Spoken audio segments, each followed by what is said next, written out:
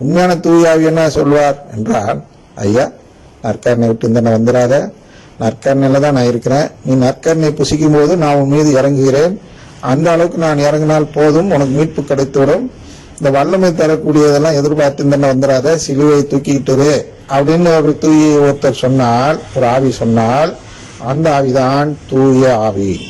சரியா? ஆனால் தங்களுடைய நிலை எது என்று அறியாதவர்கள்.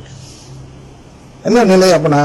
நாம் எல்லாம் அடிமைகள், பிள்ளைகள் அல்ல. பிள்ளைகளா ஏற்கனவே இருக்கிறோம், அப்ப தப்பு செஞ்சா வெட்டி விட்டுருவாரு அப்படின்னு சொல்றதுதான் துர்போதனை, அறுவடை இயக்க போதனை. நாம் இப்பொழுது அடிமைகள் தான், பிள்ளைகள் அல்ல. எப்ப பிள்ளைகள்? பிள்ளைகள் ஆவதற்காக தேர்ந்தெடுக்கப்பட்ட நிலையில் இருக்கிறோம். ஆனால் பிள்ளைகள் ஆவது எப்ப இருந்தால், எப்ப நாமெல்லாம் கடவுளா மாறுறோமோ அப்பதான் பிள்ளைகளா மாறுறோம். சிசிசி 460 இவங்கதான் சிசிசி எல்லாம் பார்க்க மாட்டாங்களே, இவங்களை அப்படியே நேரா தூயாவி, அந்த அயோக்கிய தூயாவி சொல்லிக் கொடுப்பான். எப்படி? நீ ஒன்னும் சிசிசிலாம் வேணப்பா, நீ நேர பைபிள படி, அப்படியே உனக்கு நான் கருத்தெல்லாம் தருகிறேன். எப்படிப்பா இருந்தா? அப்படி தூயாவி சொல்றதா இருந்தா இந்த உலகத்துல இருக்கிற யாருமே வேற மதத்தை சேர்ந்தவனாக இருக்க மாட்டான், அப்படின்னா சொல்லி தர மாட்டார். ஏன்னா நாம் தான் தேர்ந்தெடுக்கணும், அவரு சொல்லிக் கொடுக்க மாட்டாரு. அதனால் நாம் தேர்ந்தெடுத்து போகும்போது என்ன செய்ய வேண்டும் என்றால், திருச்சபை என்ன சொல்கிறது என்று கவனித்து பார்க்க வேண்டும். எனக்கு எது வேண்டும் என்றால், அந்த கடவுளின் உறவு வேண்டும் என்றால், திருச்சபை என்ன சொல்கிறது என்று நாம் கவனித்து பார்க்க வேண்டும். அப்படி கவனித்து பார்க்க வேண்டும் என்றால், சிசிசி படிக்காமல் திரு ஊழியத்தில் பொருள் எடுக்கக்கூடாது. இன்டர்பிரிட்டேஷன் சொல்லுவோம் இல்லையா, அந்த இன்டர்பிரிட்டேஷன் சிசிசி அடிப்படையில் இருக்க வேண்டும். சிசிசிங்கிற என்னன்னா எல்லா கோட்பாடுகளின் ஒரு கொத்து அப்படின்னு சொல்றான், தொகுப்பு கொத்து என்று சொல்லலாம். ஆனால் நம்ம எல்லா கோட்பாடையும், திருச்சபையின் அனைத்து கோட்பாடுகளையும் அலசி பார்த்து, அதில் இது எந்த கோட்பாட்டில் இந்த வசனம் வருகிறது என்று பார்த்து அதிலிருந்து பொருள் எடுக்க வேண்டும். அதுல பொருள் எடுக்காம நேரம் போனாதான் என்ன ஆகும்? தப்பு செஞ்சா தண்டனை. அப்ப எதெல்லாம் தப்போ அதுதான் செய்யக்கூடாது, எதெல்லாம் தப்பு இல்லையோ அதெல்லாம் செஞ்சுட்டே போலாம். நல்லது செய்யணும்னு அவசியம் இல்லை, தப்பு இல்லாதது நல்லது. அப்ப நல்லது என்னன்னா, உறவு கேட்பது, கையை நீட்டி இந்த வாழ்வு வேண்டும்னு சொல்றது. இப்ப பிரைஸ் லார்ட் சொல்றான் ஒருத்தன், நான் போய் சொல்லாதன்னா அவன் என்ன கேட்கிறான், இல்லைன்னா தப்பு. ஐயா தப்பு இல்லையா, நீ உறவு கேட்கலங்கிற நிலைப்பாடு வருதையா? உறவு கேட்கறது என்னன்னா, மரியே வாழ்க, ஏன் திருச்சபையே வாழ்க என்று சொல்கிறோம். மரியாள் திருச்சபையின் அடையாள சின்னம், ஐகான் ஆஃப் த சர்ச். அப்ப சர்ச் வாழ்கன்னு சொல்ல முடியாது. அவங்க எல்லாம் வந்துடுறாங்க உள்ளர. திருச்சபை வாழ்கன்னு சொன்னா என்ன ஆகுதுன்னா, அவனும் திருச்சபை திட்டம் பேர் வச்சிருக்கான் 1,00,000 பேர். அப்ப எந்த பேர்ல சொன்னா அவன் வரமாட்டானோ, நான் அது இல்லை, நான் அவன் இல்லை அப்படின்னு ஒரு படம் சொல்லி, அது போல நான் இந்த வாழ்த்துறைக்குரியவன் அல்ல என்று சொல்லி ஓடக்கூடியவன் யாரோ அவனா சர்ச்னு பேர் வச்சிருக்கிறான். ஆனால் மரியே என்று வாழ்க என்ன பெந்தகோஸ்துக்காரன் வாழ்த்தி பாருங்க, உங்க விட்டு ஓடி போயிடுவான். ஏன்னா சேராதவன். அப்ப நான் மரியே வாழ்கன்னு சொல்லும் போது என்ன பண்றேன், கையை நீட்டி உறவை கேட்கிறேன், வாயை திறந்து வச்சுங்கன்னா ஏதோ ஒரு செயல் செய்கிறேன். அத எப்படி சொல்றோம், திருச்சபையே வாழ்க. திருச்சபைனா கடவுளின் குடும்பம் வாழ்க.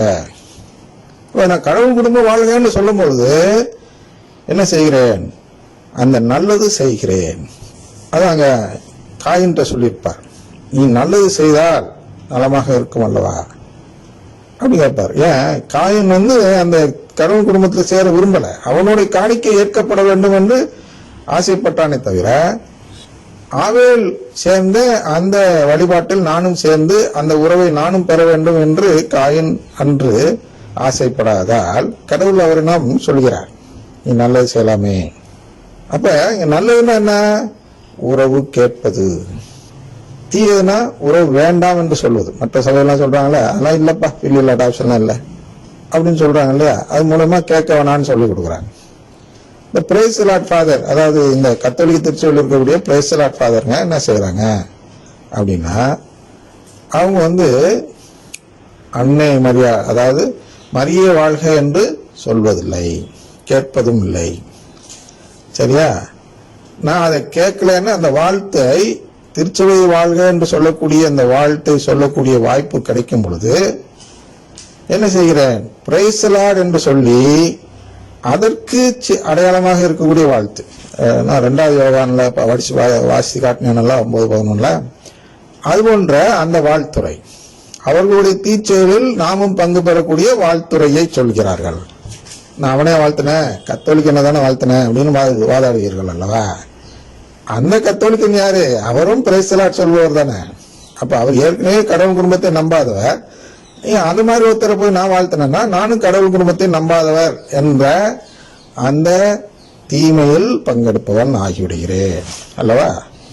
அதான் இங்க தீச்செயல் எது என்ற வார்த்தை பயன்படுத்தப்படுகிறது. எங்க யோவான் 2வது திருமுகம் 11வது வசனத்தில், யோவான் எழுதிய திருமுகம் 11வது வசனத்தில் சொல்லப்படுகிற அல்லவா, அவர்களுக்கு வாழ்த்தும் கூற வேண்டாம், அவர்களுக்கு வாழ்த்து கூறுவோர் அவர்களுடைய தீ செயல்களிலும் பங்கு கொள்கிறார்கள்.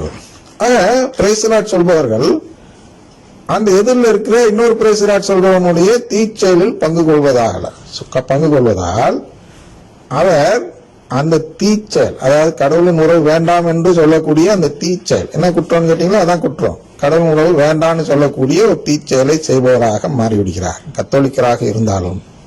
இப்ப குற்றம் இருந்தாதான் அப்படிங்கிறது என்ன? கடவுள் தண்டிப்பவர், உறவு கொடுப்பவர் அல்ல என்று சொல்பவர்கள் தான் என்ன குற்றம் இருக்குன்னு கேட்பாங்க. கடவுள் தண்டிப்பவர் அல்ல, 3 சொல்லியிருக்கிறேன் இல்லையா? அட்டோன்மெண்ட், அவெஞ்ச்மெண்ட், அக்ரிமெண்ட் அப்படின்னு 3 விதமான நம்பிக்கை இருக்கிறது. ஆனா நாம் எந்த நம்பிக்கையில் போகிறோம் என்றால் அக்ரிமெண்ட், அதான் கையை நீட்டி வாழ்வை தேர்ந்தெடுப்பது. நான் கேட்பவனாக இருந்தால் எனக்கு அவர் உறவு தருகிறார். நான் தான் டெய்லி திருப்பலி வைக்கிறேனே ஃபாதர் சொல்லலாம். டெய்லி திருப்பலி வைக்கிறது, திருப்பலி என்பது கேட்கும் செயல்தான். ஆனால் நீங்கள் நம்பிக்கையோடு திருப்பலி வைத்தீர்களா இல்லையா என்பது நீங்கள் கூறும் வாழ்த்திலிருந்து வெளிப்பட்டு விடுகிறது.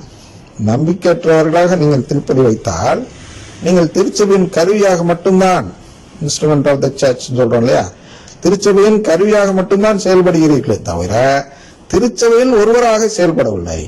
அதாவது அந்த திருப்பலி மூலம் அந்த நம்பிக்கையுடன் அதில் பங்கு கொள்ளும் அனைவருக்கும் மீட்பு கிடைத்தாலும் அந்த திருப்பலி வைக்கும் நீங்கள் எனக்கு அந்த உறவு வேண்டாம் என்று சொல்லிவிடுகிறீர்கள் பிரைஸ் தி லார்ட் சொல்வதன் மூலம்.